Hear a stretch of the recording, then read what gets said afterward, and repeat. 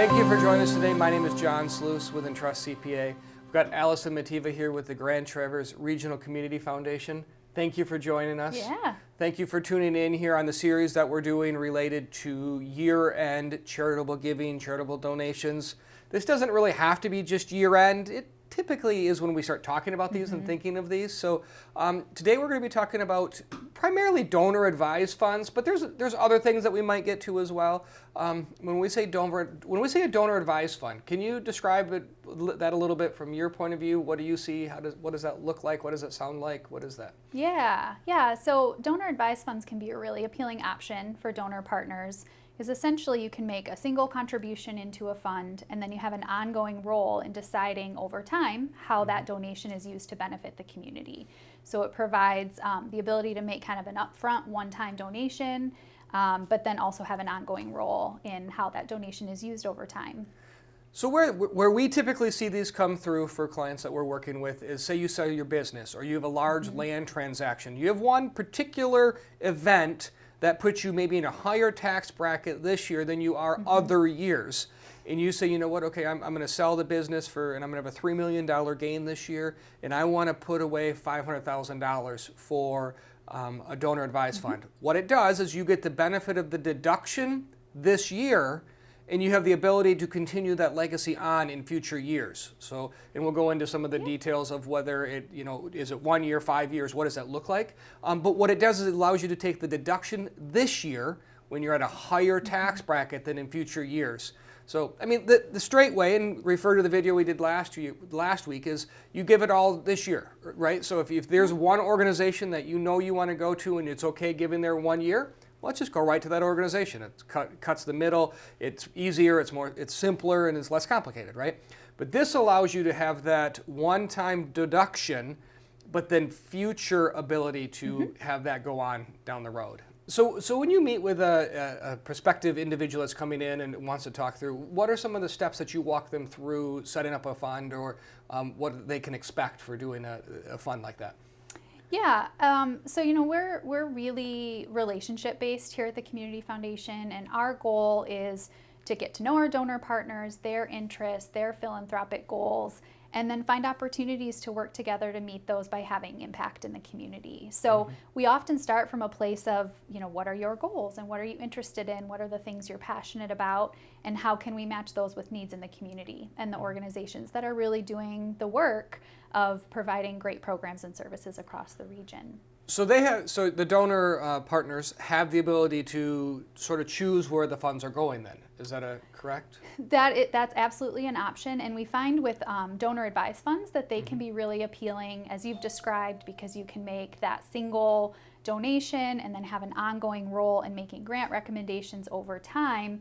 They offer a lot of flexibility. So you can give donations to organizations that you care about. You can allow part of your giving to be used by the Community Foundation to meet areas of emerging needs and opportunities. So as an example, we have a donor partner with a donor advised fund that kind of has the list of the organizations they really love and care about, make annual grants to those organizations, but then they also carve out a piece that comes to the Community Foundation to use in a flexible way. And the nice thing for donor partners in that is it's one fund, one donation, but they can do many things with that gift. That is nice, yeah. And we jumped right into some of these details here, but again, if the idea of working with the Community Foundation here is that you don't have to go through the administrative cost of setting up your own plan. So it could be an option where we set up your own private foundation. Yep. We've worked with those, and depending on the dollar amount, that may make sense, that you're going to administratively set up a board that's going to oversee your private foundation. It's an option. But for some individuals, they just don't want the administrative hassle, they don't want the liability that comes with it, they don't want the ongoing compliance. That's what the Community Foundation does, right? So they're the ones that are going to be administering that, seeing that. They're going to be looking over the funds on your behalf for you.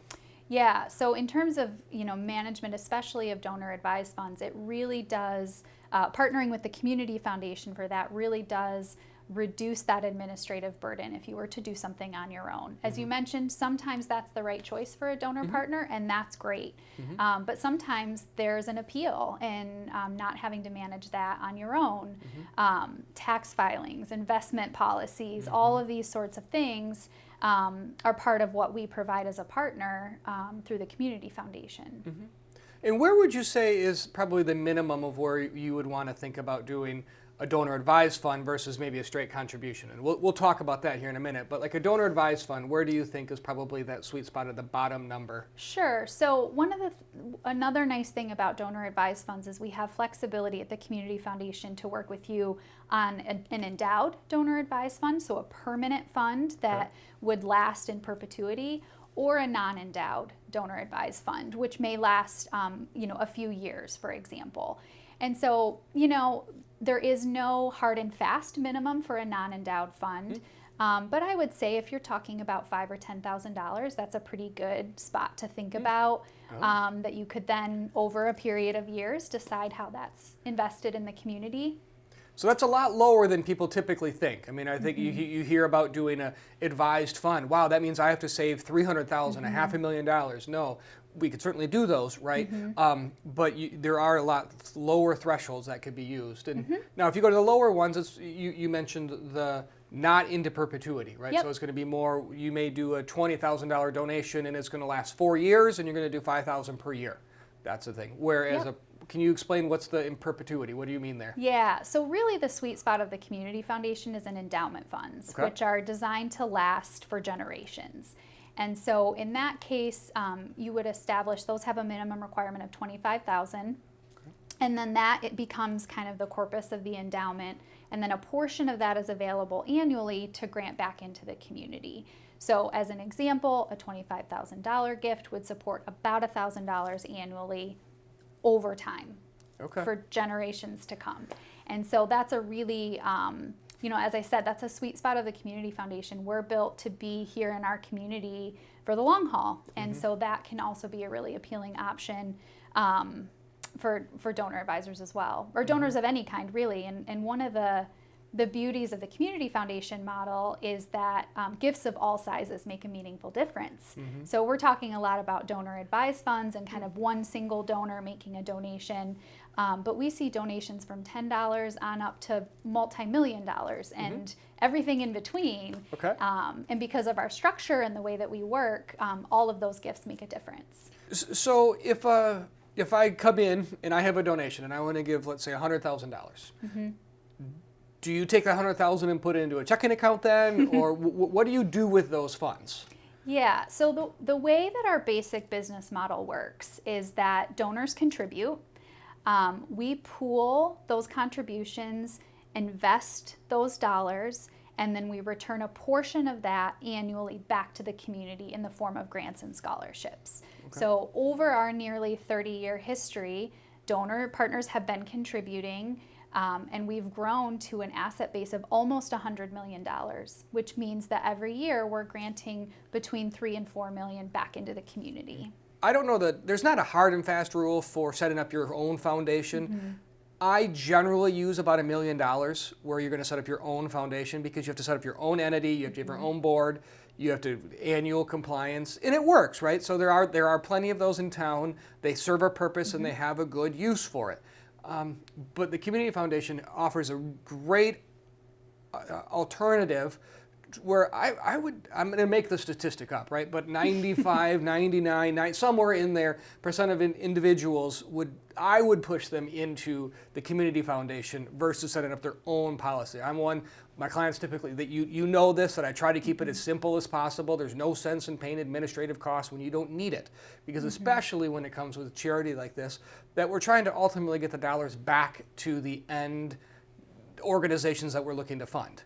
So there's where I say is either give a straight donation right to the entity, or set up these longevity. And that's the tried and true, if you will, the core of what the Community Foundation is saying here is, let's take this and make this go for a long time. When I say long time, it may be a couple years, or it may be into perpetuity. Yep. I'm going to say that again. Or it may be into perpetuity. That's where you hear. So a scholarship fund. That is a donor, or oftentimes a donor-advised fund where someone maybe they put in $10,000, or I'll use round numbers. You put in $100,000 with a scholarship fund. Okay, so you're going to put the principal in of $100,000, and let's say that that's going to return 7%. So it's going to make $7,000 interest on that, or a return.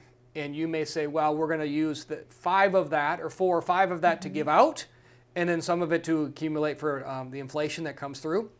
And then, so is that typically what you say is on average you're going to see probably a 3 or 4% push out? Yeah, so sorry. Yeah. Scholarship funds can't be donor-advised funds. Oh, thank you, thank you. So I'm Okay. stuck on that, and I Yeah, was like, how can I work that in No, without let's- being like... yeah.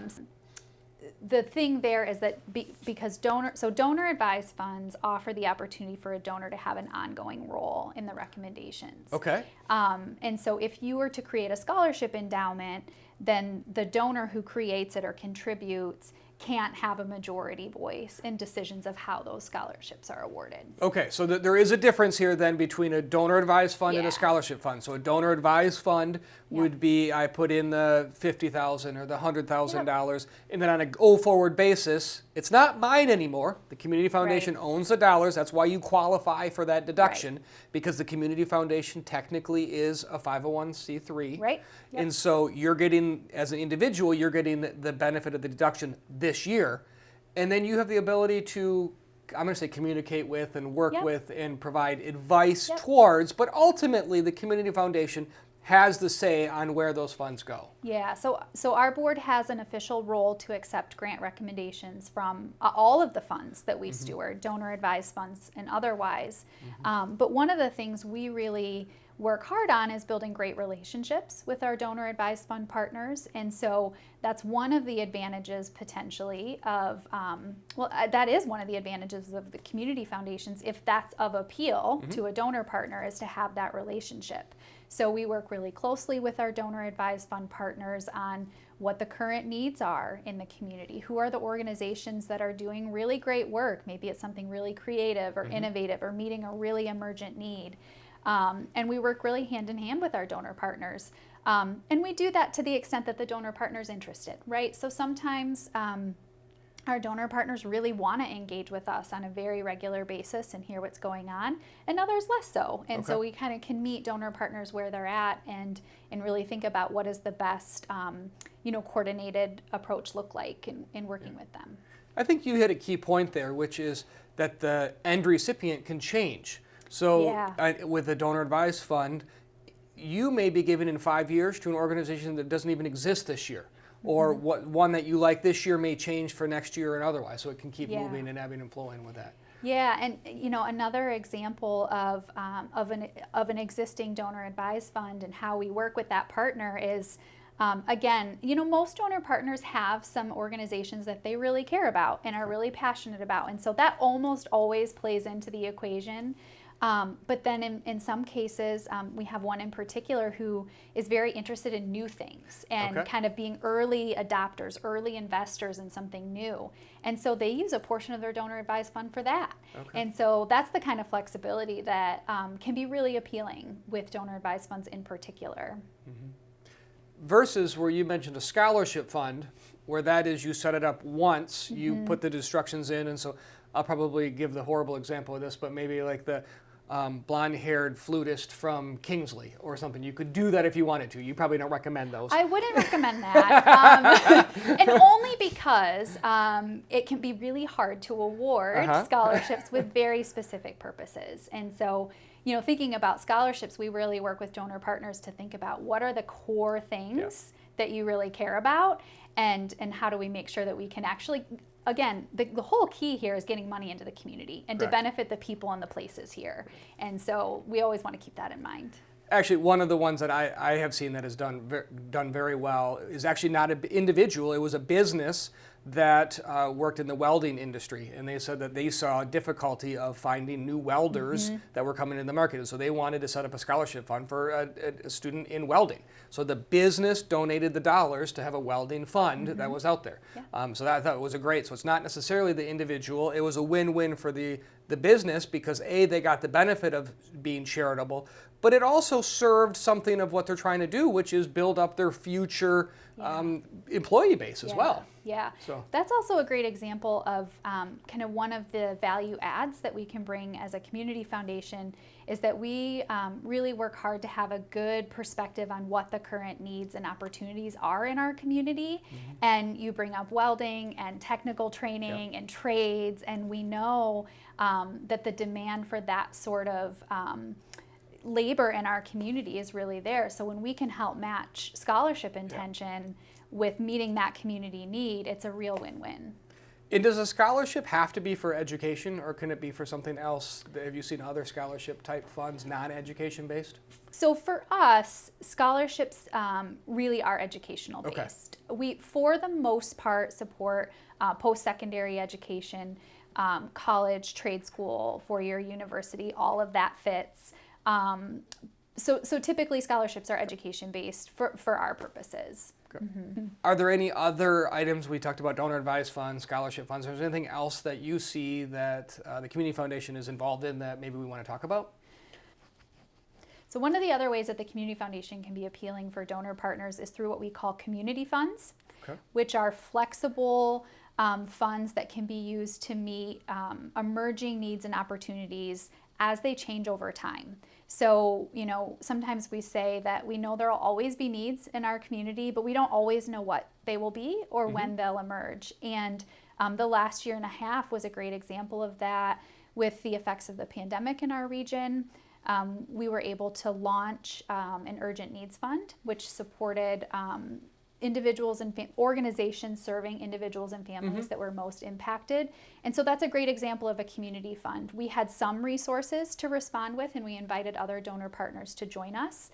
And at the end of the day, almost $1 million was raised and then reinvested back into our community. So we see more opportunity for that sort of support for our region. So that can be an appealing option for donors who know they want to do something philanthropic, or maybe have a tax incentive to do something philanthropic, but maybe don't know exactly what the greatest needs are or where they want those dollars to go. We can be a great partner for that. We have a great understanding of the needs in our region. We know the partners who are doing the work, so we can often be of real value in that way as well. And you're getting requests from organizations all the time asking for funds, and so you're almost the buffer, if you will, for a donor that says, I want to do good in the community, but I don't want to have to go through the hassle of all these, is this a good organization, does this one have more than they need, this one needs more, that's the role that you would play in those cases. Yeah, exactly right. We work really closely with our nonprofit partners, which for us means nonprofit, government, educational, and tribal entities. Those are all partners that we can work with to have community impact. So we work with them closely all the time. We have grant processes we use that, we accept applications and we go through review process. So we have those systems built into our work as well.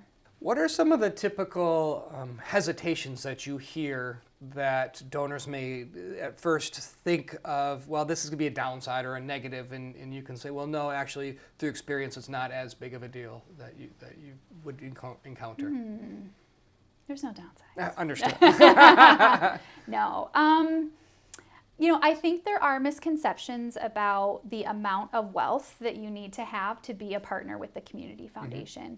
And as I shared earlier, with the way that our model works and the way that we pool things, and we have options for donors to make gifts large and small, and they all contribute to the sort of collective impact and benefit that we can have for our community. So not a downside, but I think a common misconception is, this is just the province of the very wealthy. And, certainly that's not the case. Right. And we heard here today, as little as 5,000 that you could utilize there. I mean, I round and oftentimes use 100,000 just as an example because it's easy for in my head to give quick math in these videos, but 5,000, 10,000 can go a long ways within this. So.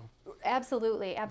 And particularly if you're thinking about contributing to something like a community fund, like I mentioned earlier, I mean, a $5,000 or $10,000 contribution into a pooled fund like that is really significant.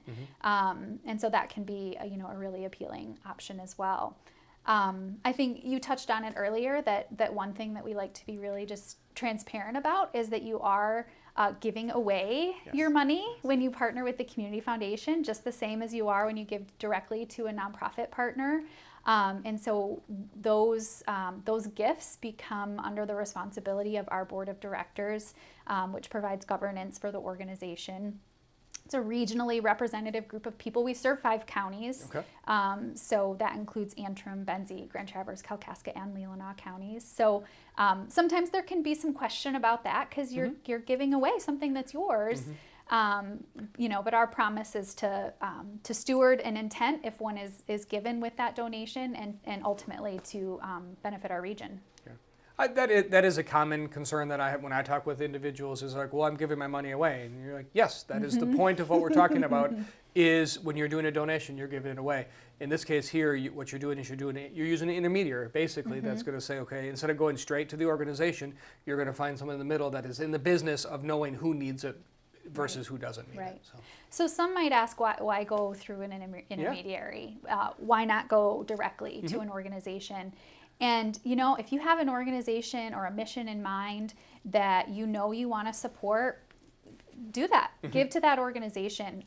We really believe in generosity of all kinds, and so be generous. That's great. If you are interested in long-term benefit and kind of that endowment model, we're a great partner. If you're not sure what impact you want to have or you want to leave flexibility to meet needs as they change, we can be a really great partner. Donor-advised funds, which is where we started, we can be a really great partner. And you also can utilize more sophisticated donor contribution type things where we talked about the last video, donated stock. You can handle the stock donations where maybe an organization that you want to directly give to can't handle that, you can handle that. Or life insurance, annuity trusts, or otherwise. Some of the more fancy, complicated ones where I get really excited about, but we haven't even talked about for the sake of everyone listening here. But you can handle all the more advanced type donor items. Yep, absolutely. And another one that I know you've spoken about before, but we haven't touched on here, is your required minimum distributions. So those can be a great opportunity to be philanthropic as well. And is something that we're able to partner with folks on. So that's the QCD that goes straight right from your retirement account right to the community foundation. And then from there, it totally skips your income. So those are really good if you're in the standard deduction, because then you're not losing the benefit of those. Yep. Important to note is that the qualified charitable distributions cannot go into donor-advised funds. Okay. So if those are kind of 2 things you're thinking about, just something to be aware of. Kind of pick and choose there too. And so, and again, know that the purpose of these videos isn't to necessarily go into all the tax codes and all the requirements. That's what you're here for. That's what we're here for. We're the tax, you're the financial advice and the general administration of it. And so that's what we're here for. Ask questions. The purpose of these videos here is just to kind of pique your interest, to say there are different options that are out there, that if you're looking towards doing these donations, legacy gifts, particularly if you're thinking of doing estates or trusts that you're setting these up, think of them long range. How do you want to structure those out when they come through? So whether it's year end or long range, these are things you want to really think about because they can have a significant impact on your involvement here in the community. So, thank you for joining us. If you have any questions, don't hesitate to give us a call or give the Community Foundation here a call. We'll have links below on how to get a hold of both us and them. So, great. Thank you for joining us.